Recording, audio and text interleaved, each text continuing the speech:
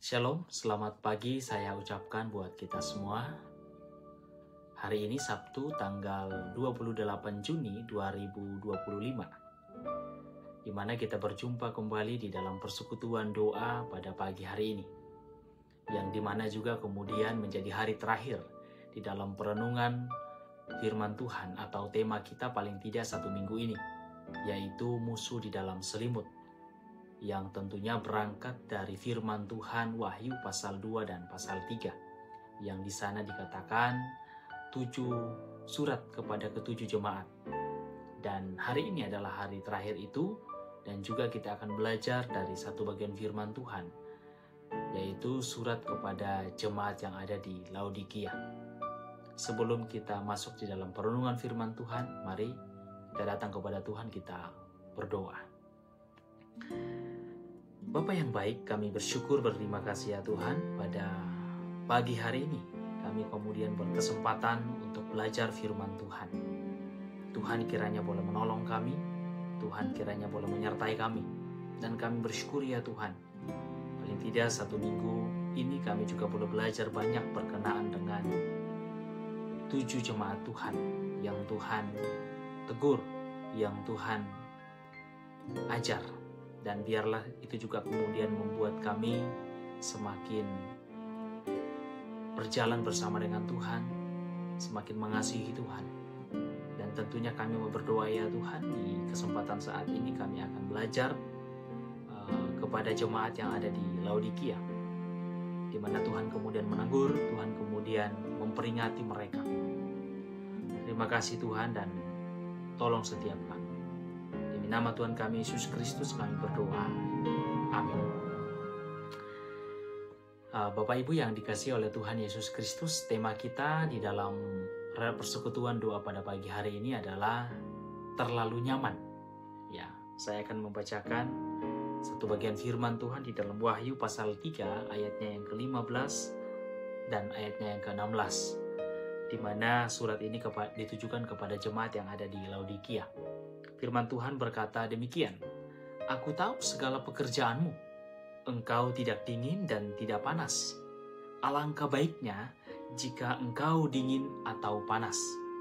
Jadi karena engkau suam-suam kuku dan tidak dingin atau panas, aku akan memuntahkan engkau dari mulutku."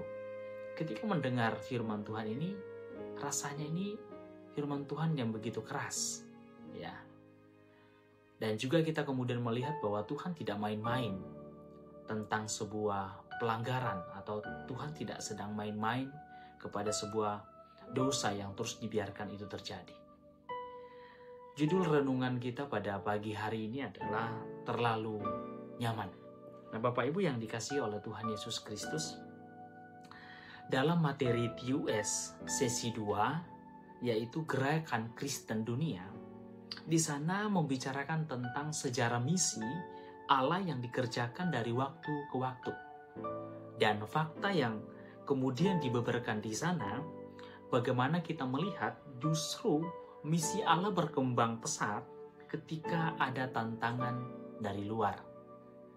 Contoh, pada zaman gereja mula-mula, bagaimana kegerakan Injil berkembang pesat, sekalipun mereka harus menghadapi penganiayaan, tetapi menariknya justru mampu melahirkan jemaat Allah yang solid, bertumbuh, berkembang, dan berbuah. Tetapi ketika persoalan dari luar itu hampir tidak ada, maka disitulah misi Allah rasanya mati dalam diri orang-orang percaya. Contoh, ketika kekristenan dijadikan agama negara oleh Kaisar Konstantin. Akibatnya orang-orang Kristen tidak lagi menjadi solid. Mereka menjadi Kristen karena administrasi, bukan karena sebuah pertobatan. Ketika kita mencermati bacaan kita sepanjang satu minggu ini, di mana ketujuh jemaat yang ditegur dan diingatkan oleh Tuhan, persoalan utamanya adalah masalahnya yang terjadi justru kebanyakan dari dalam. Pertanyaannya, apakah harus menderita dahulu baru berkembang? Atau apakah harus teraniaya dulu baru iman itu bertumbuh? Saya rasa tidak perlu seperti itu. Kita terlalu berlebihan ketika mengartikan seperti itu. Jadi pertanyaannya bagaimana dong? Nah, Bapak Ibu yang dikasihi oleh Tuhan Yesus Kristus. Nah, jemaat di Laodikia ini salah satu jemaat yang sangat keras ditegur oleh Tuhan. Dikatakan bahwa engkau tidak dingin, engkau tidak panas. Dari teguran keras ini menunjukkan Tuhan melihat ada kesalahan yang sedang terjadi, yang justru dibiarkan, atau bahkan mungkin dibanggakan. Oh iya, jemaat yang ada di Laodikia ini tinggal di kota yang cukup makmur, ya, cukup sejahtera, dan juga maju secara ekonomi, ya. Tentunya ini berdampak kepada kehidupan ekonomi mereka yang sangat baik juga. Sayangnya, kenyamanan hidup mereka tidak dibarengi dengan iman dan nilai-nilai kekristenan yang baik. Tetapi justru mereka dikatakan suam-suam kuku. Mereka tidak benar-benar melawan Tuhan, tetapi juga tidak sepenuh hati mengikut Tuhan. Bapak Ibu yang dikasihi oleh Tuhan Yesus Kristus, kenyamanan dan kemapanan sering menjadi jebakan rohani buat kita. Kenyamanan dan kemapanan bukan dosa, tetapi jika kenyamanan dan kemapanan membuat kita pasif secara rohani, tidak lagi lapar akan firman Tuhan, tidak lagi antusias kepada Allah, tidak lagi peka terhadap dosa, kepuasan diri yang berlebihan, sehingga tidak mau lagi memperlengkapi diri atau upgrade diri, malas berdoa, rasa cukup yang menipu, ketidakpedulian rohani yang disamarkan dengan rutinitas, maka sesungguhnya kita sedang berada dalam bahaya yang besar. Ingat ini, Tuhan sangat tidak suka pada kekristenan yang setengah hati, yang tidak sepenuhnya menyerahkan dirinya kepada Tuhan. Konsekuensinya jelas adalah, aku akan memuntahkan engkau dari mulutku.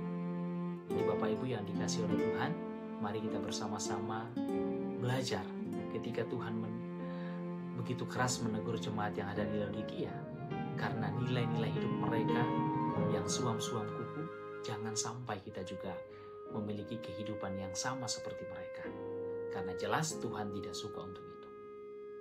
Tuhan Yesus memberkati kita semua. Mari kita berdoa. Terima kasih untuk firman Tuhan pada pagi hari ini. Kembali mengingatkan kami untuk bagaimana kemudian kami harus terus belajar melihat diri kami di dalam kami mengiring Engkau. Acap kali kami mendapati diri kami suam-suam kuku. Mungkin ada banyak hal yang menyebabkan itu semua. Tetapi pada pagi hari ini kembali mengingatkan kami bahwa sangat penting untuk selalu fokus, untuk selalu antusias kepada Tuhan, mengiring Tuhan. Terima kasih untuk firman Tuhan. Di dalam nama Tuhan kami, Yesus Kristus, kami berdoa. Amin. Bapak Ibu, setelah ini kita akan bersama-sama menaikkan beberapa pokok doa.